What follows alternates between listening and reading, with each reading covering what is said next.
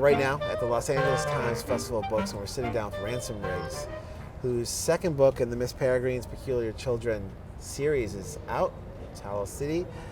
It's a huge bestseller, like the first. So much so that they're making a movie. It's coming out really soon with Tim Burton, which we will talk about, but first, welcome. Thank you very much. Yeah. Thanks for having me. Love to have you. So your books are a really wonderful combination of media. The photos are striking. The Peculiar Children, peculiar, but maybe even more so by the photos that you found. And I'm curious as to, for your fans, they all know this, but for people being introduced to you for the first time, which comes first? It's like a chicken and egg thing. Do the pictures come first, or does the story come first for you? It's changed over the course of writing the books. So in the beginning, the photos were really the inspiration. I found the pictures at a flea market, and I started collecting them from other people who collected photos, and built a small collection of my own. And then the idea for the book sort of sprang from there. But as I was writing, the story grows in the telling. So as I wrote the book, I realized I need even more images to fill out the story, and I was writing and collecting at the same time. So they were really informing one another. And then by the time the second book came around, the story really had so much of its own momentum and direction that I was finding that I was going out to find pictures to fit the story I was telling rather than the other way around. So, but it does seem like, as you look, especially at the first book, that you found some crazy picture from some old world, and you found a way to get that into the story. But it also seems like there might be some photos that you're out taking, on your own, that you're weaving in. So how many? Oh, you mean like taking? Yeah. Oh, no. No, none. No, they're all found. And sometimes I will find a picture that is just so weird and evocative that I have to work it in, and I'm going to change the whole story and write a new scene just to include this photo. But other times some subtle sort of everyday picture that I hadn't even looked at, more than twice in my collection will be perfect for a scene that I've already written, and I'll just stumble across this photo and be like, oh, it fits so elegantly into the scene, and it doesn't shout on its own, but when you weave it into the scene, it sort of lives there perfectly. This form of storytelling, this combination of media, is this idea of pictures informing story, story informing pictures, weaving things around because of something you found, is a relatively new format. I mean, this is like, there's certainly been people who've illustrated books, and there's amazing things happening. But this idea of combining the mediums, how do you see literature changing as we move into more technology and we start thinking about the book form in a different way, and we start thinking about the potential of what you can do when you tell a story? I mean, in a way, I don't know. And I think that the more the world of visual storytelling changes and grows and expands, the more it would be totally fine for the book to stay the same. The book is a wonderful piece of technology, and I still think we haven't broken the boundaries of what you can achieve just on a sentence level in a book. So it's been really fun to challenge myself with telling a story with pictures and weaving that in and seeing how the story pushes the narrative and they sort of fight and play. But I don't know if it's a space I'm going to live in forever. I think that for me personally as a writer, there are so many challenges left just in text itself that I have not even started to approach that I don't know, I can't see books in the future, having like moving images or anything in them, at least not in any more than like a gimmick sort of way. You didn't anticipate writing this type of novel at first. I mean, to me, one of the other elements of your career that I'm really fascinated by was sort of serendipitous nature, the path you took, and that you were willing to just continue to travel down that path and not turn back. That for whatever reason you felt the flow was right for you. It wasn't even, I guess, your idea originally. You were doing something with a Sherlock Holmes book, and there's a lot of photography with it and things. And then they said you should do more of that, and you started to lean in that direction. How did it all happen? Well, I had been going to film school, and I had loved books. Yeah, I went right here on this campus, USC. I went to film school 100 feet in that direction. And so I was learning to tell stories with images and pictures, and I graduated, and I had no luck in peddling my short film that I had spent so much time and sweat on, but I had a lot of luck with things I was writing. screenplay is what got me an agent and a manager in meetings and things. And after school, when I needed to find a real job, I got like one half of one job directing something and about 10 jobs writing things. So the universe was sort of telling me, hey, you should, probably explore this space. And I had written my way through school in many ways by blogging and writing for magazines and writing the Sherlock Holmes handbook. So I had a relationship with this small publisher called Court Books in Philadelphia who did the Sherlock Holmes book and asked me to do it. That door was open when I discovered photos and snapshots and started collecting. So, I don't know, the photos, were these lost, orphaned, accidental sort of little works of art who I didn't know anything about them. I didn't know the story behind them. I didn't know who was in the photos. And the more I collected and the longer I had them, the more that I started to invent stories for them. And I thought, oh, there's something here.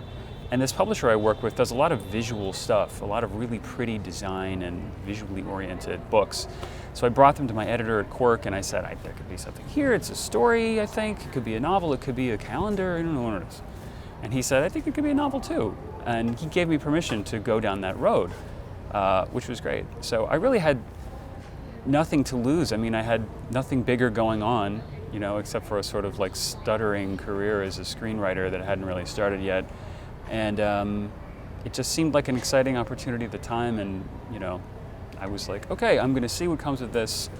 And the stakes are low, which I think freed me to do whatever I wanted. But there was a shift nonetheless. Like, I think what's interesting to me about it is that there are people who are really thinking about, this is my career, I'm going this way. And opportunities like this might be popping up on the side of what they're doing, but they're focused and they're going to go that direction and they're sort of locked in. And it requires a certain release from that locked in feeling to see that there's an opportunity there, that there's something interesting there, to let go of that vision that you had, to say, this is kind of an interesting path I want to go down. How do you get, and when people ask, how do you get people to kind of be open to those visual cues along their path, that this might be a door you might want to go down? You just have to say yes a lot to a lot of different things. And it took me a while to learn that. I was really set on, being a writer-director, which in film school no one really tells you is like not a job that most people can get. It's not a very practical, career goal as the one thing you're going to do. And I was really focused on that for a while to the exclusion of all else. But I don't know, I just had to start looking in other directions because it wasn't happening, and I was doing like 5 things at once. I was taking photographs, I was writing for magazines, I was blogging, I was editing short films, and just sort of keeping all these balls in the air, seeing which one would become a career. I knew I wanted a creative career. I was hoping it would be, in film or writing of some sort, and I just didn't know exactly what way it would go. But I really feel like being a person who makes a living writing books it's such a small bullseye to hit as a career that if I had been aiming for it, I wouldn't have hit it. I had to sort of, just like only have it in my peripheral vision. So it was a happy accident. A happy accident, but so many things are, to your point, current, bringing you to a certain place. I mean, you sort of are just not swimming against it in some cases. Yeah, it's to sort of let go and just say yes to the universe. Yeah. Not to be too LA about it, but drink a little green juice and, Yeah, I get it. I think it makes sense. It helps that you're married to someone who's as creative as you are and has a career that's really interesting too. Tell me about that. More creative perhaps. My wife is named Tahira Mafi.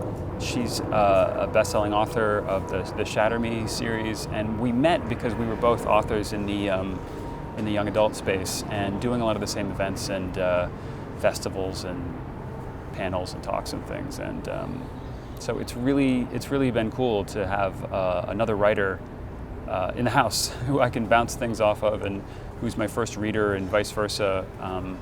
And we're just sort of, there's no competition in that. We're just one another's number one fans.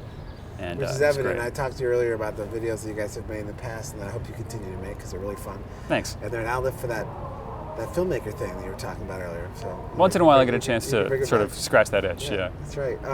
But I've also seen pictures of how you guys work together, and I don't know if it's still the case, but there's pictures I've seen with two computers next to each other on a big long table, and it's fascinating to me that there's that much rhythm between you guys that you can do that. Yeah. But it strikes me as something that you should feel very lucky about. I do feel very lucky, yeah.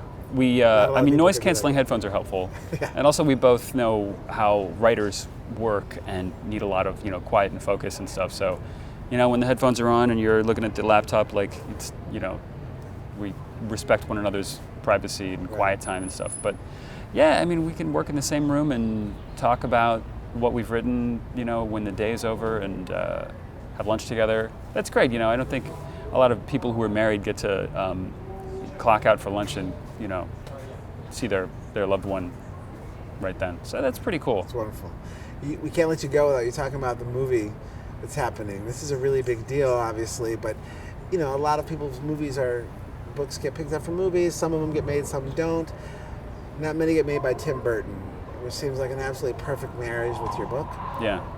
And I don't know when you were deciding what to do with this, if knowing it was Tim Burton influenced you, or if you just said, you sort of washed your hands of it and hoped. But what a lucky thing to have Tim Burton making a movie that seems so perfect for him. I'm so lucky. Yeah. It's so perfect. It was not my doing. I can't take any credit for it other than being really happy about it. But I think without even realizing it, it was sort of a Burton-y book from its inception. And even when I made the trailer for the book, long before there was a movie deal, and he was involved in any way, I used music from the Edward Scissorhands soundtrack as the background for the book trailer because it just fit so perfectly. So serendipity again. Now Danny Elfman is doing the music for the movie of the book, and I don't know. The universe is a cool place. Like-minded people just kind of find one another and just flow towards each other. But you've also got Samuel Jackson and Judi Dench and Asa Butterfield, and the cast is incredible. I know.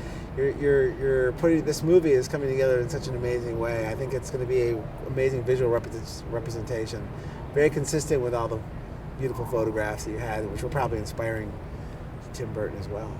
I think it's going to be a really special piece of work, and I'm very, very excited about it. So are we. Can't wait to see it. March 4th, 2016. Yeah, not far. Not too far. But thank you so much for joining us. Good luck with everything, and I appreciate it. Wonderful stuff. Cool. Thank you very much.